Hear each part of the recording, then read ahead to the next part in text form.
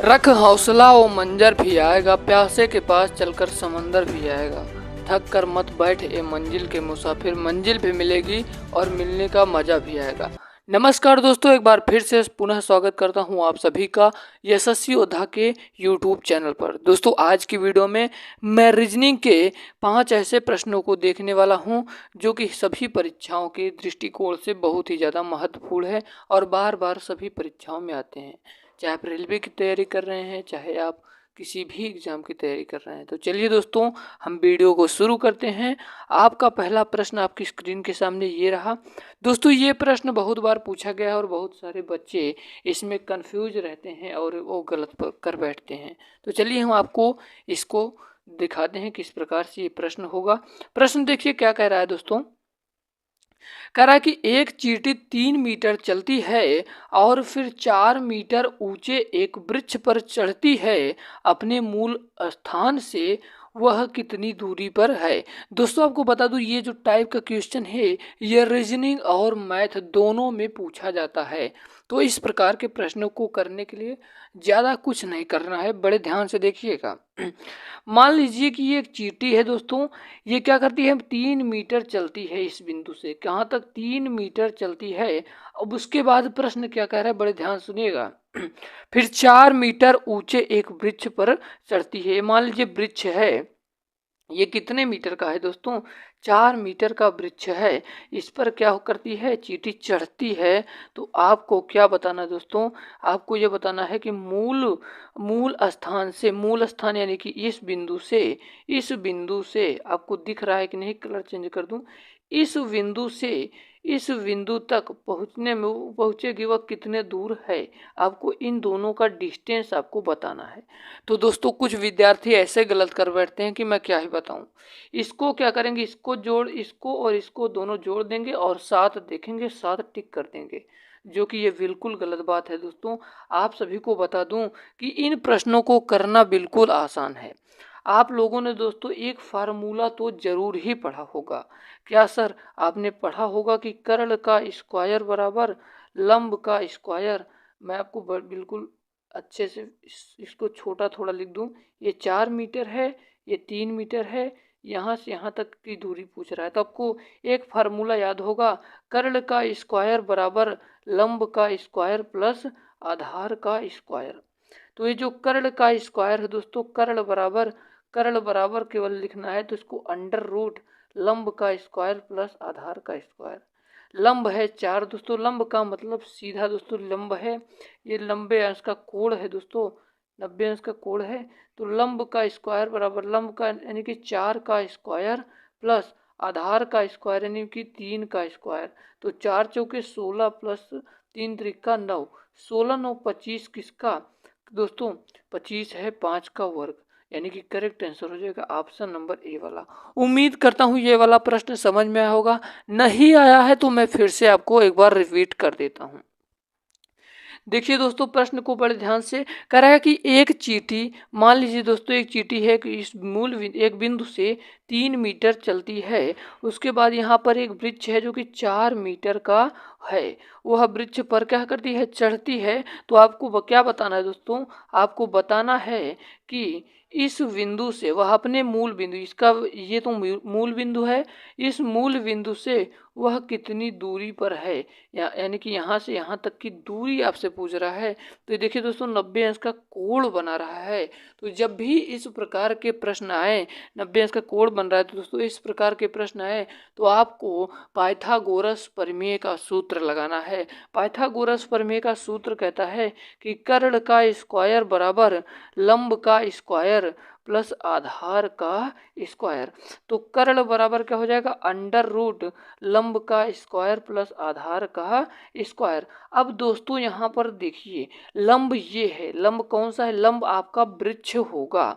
यानी कि 4 का स्क्वायर प्लस, यहाँ पर हम लिख देते हैं 4 का स्क्वायर प्लस 3 का स्क्वायर अंडर रूट के अंदर, 4 चौका 16, 3 त्रिका 9, 16 9 कितना जोड़ने पर कितना होगा, 25 होगा दोस्तों। 25 किसका वर्ग है, 5 का, यानी कि correct answer option number A वाला। उम्मीद करता हूँ ये वाला प्रश्न समझ में आया होगा।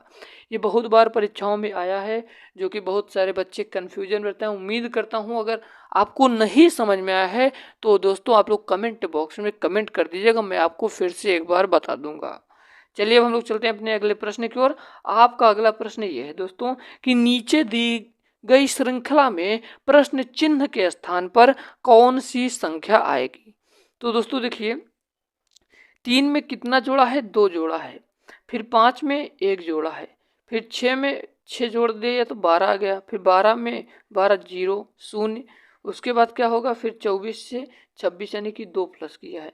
तो दोस्तों इसमें कोई नियम फॉलो नहीं कर रहा है, यानी कि हमारा दिमाग थोड़ा सा डाइवर्ट हो गया, हम परेशान हो गए इस प्रश्न को करने के लिए। तो आपको करना क्या होगा, बड़े ध्यान से सुनेगा। जब कोई भी चारा ना मिले इस प्रकार के प्रश्न करने के लिए, तो दोस्तों आपको क्या करना होगा, आपको एक को छोड़कर एक को बढ़ जाना है, यानी कि 3 से 6, 3 प्लस 3 कर रहा है ना। उसके बाद 6 का दुगना, दुगना कर रहा है दोस्तों, दुगना दुगना कर रहा है। 6 दूना 12, 12 का दुगना 24। ठीक है, उम्मीद करता हूँ ये दुगना कर रहा है, आप लोगों को समझ में आ रहा होगा। अब देखते हैं हम लोग किस यहाँ पर क्या आएगा, बड़े ध्यान से देखिएगा दोस्तों। देखिए 5 में कितना जोड़ा कि 12 हो गया, 7 जोड़ा, चलो ठीक है। जब 12 में 7, जब 5 में 7 जोड़ा 12 हो गया, तो 12 में कितना जोड़ेंगे, क्या 7 जोड़ने पर क्या होगा दोस्तों, 12 में जब हम 7 को जोड़ेंगे तो 19 आएगा। अब 19 में जब हम 7 को जोड़ते हैं 26, बिल्कुल यह नियम फॉलो कर रहा है, यानी कि जब हम 12 में 7 को जोड़ेंगे तो 19 आएगा। Correct answer option number A वाला। उम्मीद करता हूँ ये दूसरा नंबर का प्रश्न भी समझ में होगा। फिर से हम एक बार रिपीट कर देते हैं, ताकि हम नहीं चाहते कि हमारे वीडियो देखने वाले को कोई भी दिक्कत आए। तो दोस्तों देखिए, 3 का दुगना किया, 3 दूना 6, 6 दूना 12, 12 दूना 24, ये दोगुना कर रहा है दोस्तों। जब इस प्रकार के प्रश्न आए तो आपको समझ में आए तो आपको एक को छोड़कर आगे बढ़ते हुए देखना है कि किस प्रकार का प्रश्न बन रहा है। अब देखिए दोस्तों, 5 में 7 जोड़े तो 12 हो गया। अब 12 में जब 7 जोड़ेंगे तो 19 होगा। 19 में जब 7 जोड़ने पर 26 होता है, जो कि ये नियम बिल्कुल फॉलो कर रहा है। तो यहाँ पर 19 आपका correct answer option number A वाला हो जाएगा। अब हम लोग चलते हैं अपने तीसरे नंबर के प्रश्न की ओर दोस्तों। आपका 3 नंबर का प्रश्न क्या कह रहा है दोस्तों, ये प्रश्न दोस्तों वेन आरेख का है, जो कि बहुत सारे स्टूडेंट इसको गलत कर बैठते हैं। अब कैसे गलती होती है आपको बताते हैं, जबकि इन प्रश्नों में कुछ है वह नहीं, आपको बस ध्यान से देखना है।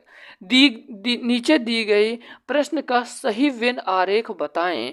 तो दोस्तों देखिए, वेन आरेख का मतलब होता है संबंध बताना, ना कि कौन संबंध। इसमें दोस्तों आपको रिलेशन बताना रहता है। वेन आरेख का मतलब होता है आपको संबंध बताना। देखिए, घोड़ा, बंदर, बाघ, तो कुछ विद्यार्थी के दिमाग में आता क्या है भैया कि घोड़वा तो सबसे ज़्यादा बड़ा होता है। जब घोड़ा सबसे ज़्यादा बड़ा होता है तो घोड़ा पहले होगा, उसके बाद बाघ होता है ना, हाँ बाघ, बाघ होगा, उसके बाद फिर बंदर होगा। अरे यार ऐसा थोड़ा को नहीं होता है। आपको इस प्रकार के प्रश्न को करने के लिए आपको रिलेशन बताना होगा कि घोड़ा में, बंदर में और बाघ में क्या है, इन दोनों में संबंध क्या है दोस्तों।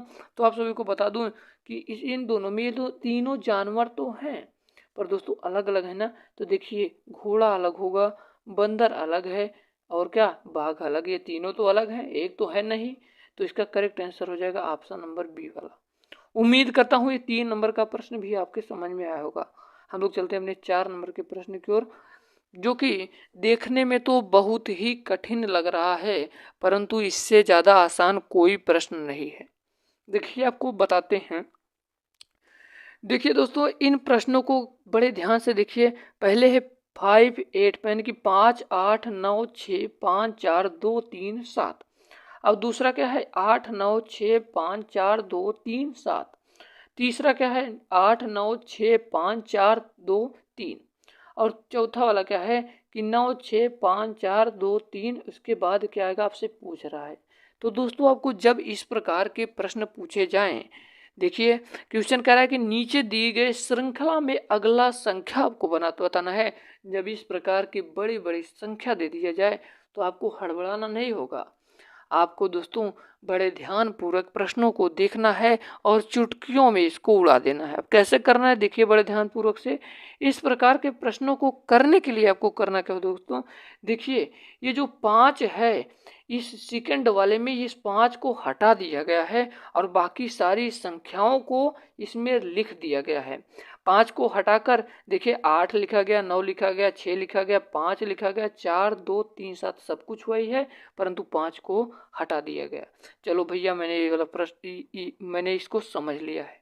तो चलिए हम आगे चलते हैं। अगला सेकंड स्टेप देखिएगा बड़े ध्यान से। अब ये जो तीसरा वाला है, ये दूसरे में देखिए जो 7 लिखा है, दूसरे में जो 7 लिखा है इस 7 को तीसरे वाले में हटा दिया गया है। अब आगे वाला तो पूरा लिखा गया है परंतु पीछे वाले को हटा दिया गया है।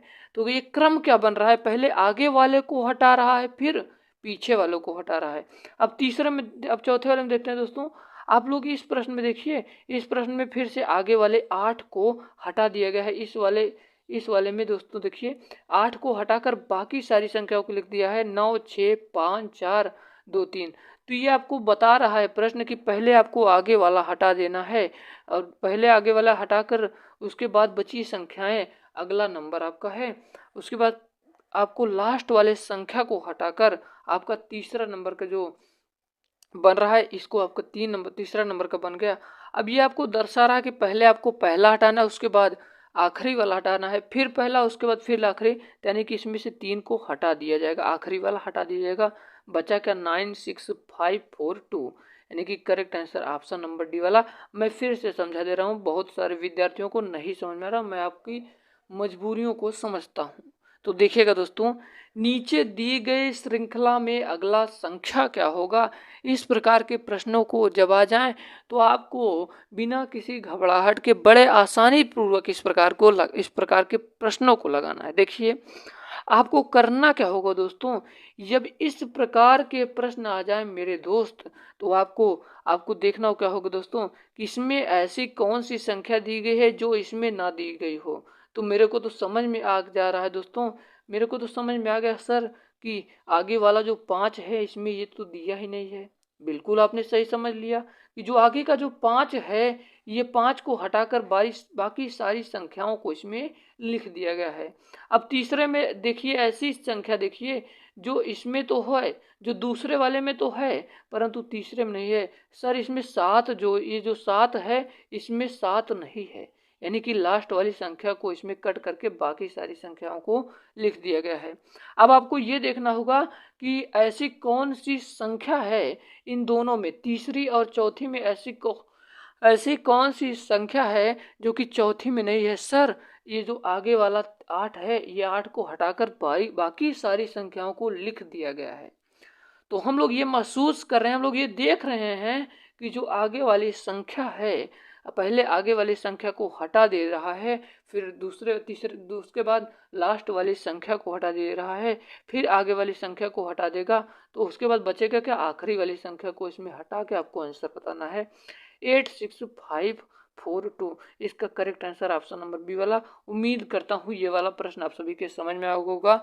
मैं बिल्कुल आसानी तरीके से आप सभी को समझाते हुए लेकर चल रहा हूँ। अगर कहीं भी डाउट लगे तो एक बार कमेंट बॉक्स में बिना किसी हिचकिचाहट, बिना किसी परेशानी के आप लोग पूछ सकते हैं, मैं फिर से वीडियो बना दूंगा। मेरा उद्देश्य है कि उन विद्यार्थियों तक हमारा वीडियो पहुंचे जिनको आज कोचिंग जाने तक के फीस भी नहीं है। तो दोस्तों हम यही चाहते हैं और आप लोगों से गुजारिश करते हैं, अगर वीडियो पसंद आई हो तो दोस्तों शेयर ज़रूर करिएगा, क्योंकि बहुत ज़्यादा मेहनत लगता है एक एक वीडियो को बनाने के लिए।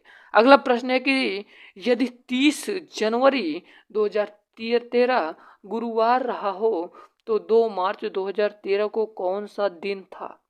दोस्तों जब इस प्रकार के प्रश्न आ जाएं तो आपको इस प्रकार के प्रश्नों को करने के लिए बहुत ही आसानी से दिमाग लगाना होगा। देखिए दोस्तों, जनवरी का जो महीना होता है 31 का होता है, 31 का, यानी कि एक बच गया है, एक प्लस। अब देखिएगा जनवरी के बाद क्या आता है, फरवरी आता है। सर फरवरी आता है तो दोस्तों फरवरी आया तो 28 दिन का होगा या तो 29 दिन का होगा मेरे प्यारे दोस्तों। परंतु दोस्तों इसमें कैसे पता करें कि 28 लिखें या 29 लिखें। तो दोस्तों आपको बता दूं कि दोस्तों क्या होगा, लीप वर्ष पता करने के लिए अगर ये 4 से कट जाए तो समझ जाइएगा कि लीपी वर्ष है। अगर लीपी वर्ष रहेगा तो आपको 29 दिन का मानना पड़ेगा प्रश्न में आपको आंसर देते समय। परंतु जब 4 से काटते हैं तो 2013 कटता ही नहीं, यानी देखो 4 पंजे 20, उसके बाद क्या होगा दोस्तों, 4 पंजे 20 हो गया, उसके बाद 4 दूना 8, यानी कि कट नहीं रहा है दोस्तों। अब 2012 तो कट जाएगा, यानी कि लीप वर्ष है, यानी कि 29 जोड़ना पड़ेगा। अब 2013 4 से कट नहीं रहा है, यानी कि इसमें 28 को जोड़ देना होगा। अगर कटता तो सर क्या करते हैं, यहीं पर 29 लिख देते 28 के स्थान पर। बिल्कुल सही सर, समझ में आ रहा है। तो चलो आगे चलते हैं। तो 2 मार्च 2013 को कौन सा दिन था?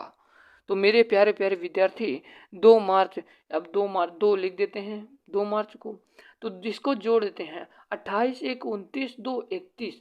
अब आपका 31 है दोस्तों, 31 आ रहा है जोड़ने पर। अब हम इसको 7 से भाग देंगे। सर मेरे को समझ में आ रहा, 7 से भाग क्यों दे रहे हैं? सप्ताह में 7 दिन हुए तो होते हैं, 7 दिन करके महीना बनता है दोस्तों। तो 7 से जब भाग देंगे तो 7 चौका 28, बचेगा कितना शेर? बचेगा 3 बचेगा। तो सर गुरुवार में हम 3 को जोड़ दे रहे हैं। बिल्कुल सही आपने समझा, गुरुवार में जब 3 को जोड़ेंगे तो गुरुवार के बाद क्या आएगा? अरे यार गुरुवार का मतलब बृहस्पतिवार, बृहस्पतिवार के बाद शुक्र शनिचर इतवार है। हम बता रहे हैं गंवई भाषा में तो रविवार होगा। इतवार का मतलब इसका करेक्ट आंसर हो जाएगा ऑप्शन नंबर डी वाला। उम्मीद करता हूँ आज की क्लास बहुत समझ में आई होगी आप सभी को। अगर समझ में आई हो तो दोस्तों इस मेहनत के लिए, इस बेहतरीन कंटेंट के लिए शेयर जरूर करिएगा। मिलते हैं किसी नए वीडियो में, तब तक के लिए जय हिंद, वंदे मातरम। अपना ख्याल रखिएगा, अपने माँ बाप के सपने पूरे करने के लिए अपने जान को भी लगा दीजिएगा। जय हिंद, वंदे मातरम। टेक केयर अपना।